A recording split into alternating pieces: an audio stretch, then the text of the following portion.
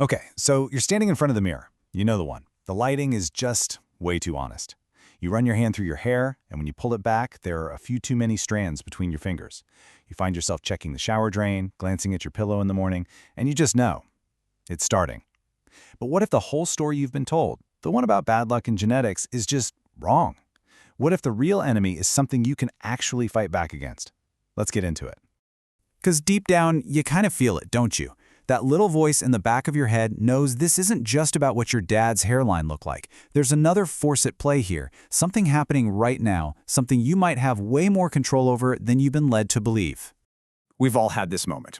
It's when you can't ignore the evidence anymore. It's on your pillow, it's in the shower drain. The mirror is not lying to you, and it's showing you a truth that can be pretty tough to swallow. So what do? We start telling ourselves stories. We rationalize, anything to push the problem off for another day. Oh, it's just stress from work, or it's just that seasonal shed everyone talks about. We look at our dad or our grandpa and think, well, they made it to 40, so I've got plenty of time. But these are just excuses, right? They're delays that keep us from facing what's really going on. And here's the pivot. This is the hard truth.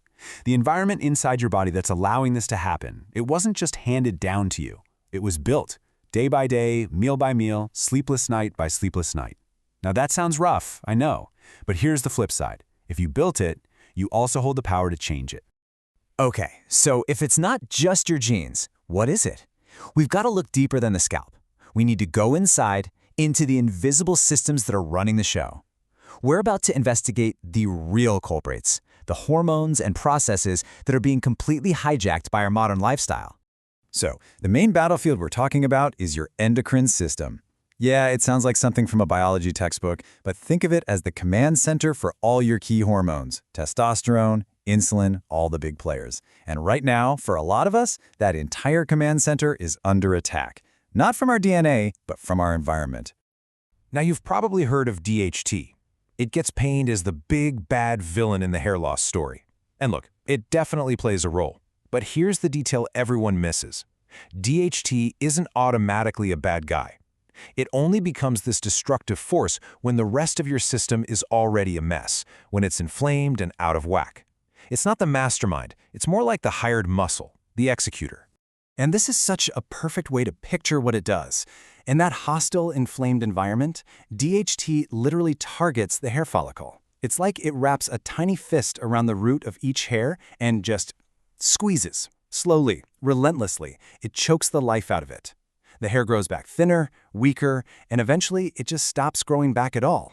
So, if DHT is just the executor, who's giving the orders? Well, meet the real enemy, cortisol, the stress hormone. Our modern world is basically a cortisol factory. It's the nonstop notifications on your phone, the blue light from your screen late at night, the endless scroll of bad news. All of it cranks up your cortisol, turning what should be a short-term survival tool into a long-term, slow-drip poison.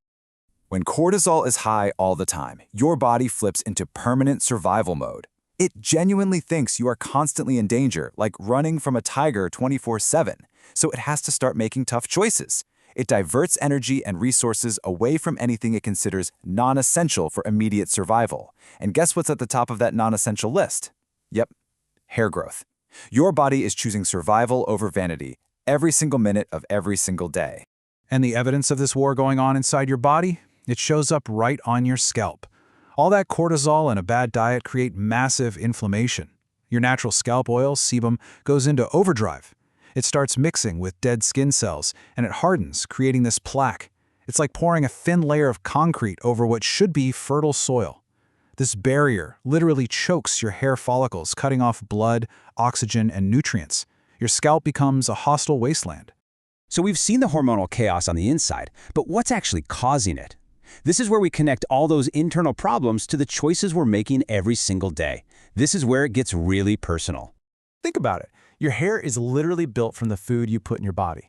It needs very specific raw materials, these micronutrients like zinc, iron, biotin, to build strong hair fibers. Now, be honest. Look at that other column. Processed junk, inflammatory oils, sugar, alcohol. We might feel full after a meal, but our hair follicles are literally starving for the actual building blocks they need to survive. Your hair is often the first thing to signal that the body is running on fumes. And then there's sleep. Oh man, this is a big one. There's this critical repair window every night, roughly between 10 p.m. and 2 a.m. This is when your body is supposed to release growth hormone, lower that nasty cortisol, and fight inflammation. It's essential for hair health. But where are we at midnight? We're scrolling on our phone or watching one more episode. We completely miss that biological window night after night. The damage just adds up, and we wake up to see the consequences right there on the pillow. So naturally, you're getting worried. You're confused, and you start searching for solutions. And guess what? You walk right into the arms of an industry that's been waiting for you. An industry that isn't really built on solving your problem, but on profiting from your fear. $90 billion. Let that sink in. That's what the global hair loss industry is worth. An industry of that size doesn't get built on cures. No way. It's built on confusion, on dependency, and on selling you products that manage your symptoms forever. This table just spells it out perfectly. You've got two completely different stories. The industry story says, blame your genes. Why? Because if it's your genes, you're a customer for life. They want to sell you a subscription to manage a symptom. But your body's story? It's telling you something totally different. It's saying, look at your environment, build a new routine, and actually solve the root problem. Which brings us right here to the turning point. After all this information, the focus shifts right back to you. The problem might feel huge, but the path forward, while it's definitely not easy, is actually pretty clear. You know, the guys who successfully fight this stuff, they don't just find one magic pill. They launch a full-scale assault to fix their internal environment. They make sleep non-negotiable, because that's when the body actually heals. They find ways to manage their stress, because they know cortisol is public enemy number one. They overhaul their diet, because you can't build a strong house with rotten materials. They clean up their scalp to give new hair a fighting chance. And crucially, they stop guessing. They get their blood work done to see exactly where the deficiencies are. This right here, this is the mental shift that changes everything. It's the moment you stop seeing yourself as a victim of your genetics and start seeing yourself as the architect of your own health. I built this environment. I can rebuild it. It's not about being perfect. It's just about being consistent. One good decision, one good night's sleep at a time. So we end up right back where we started, in front of that mirror, under that harsh light. But now, you see things differently. You see the connections. You understand the cause and effect. Look, getting the knowledge is the easy part. The hard part is deciding what to do with it. So the question isn't whether it's possible to fight back. The question is, will you?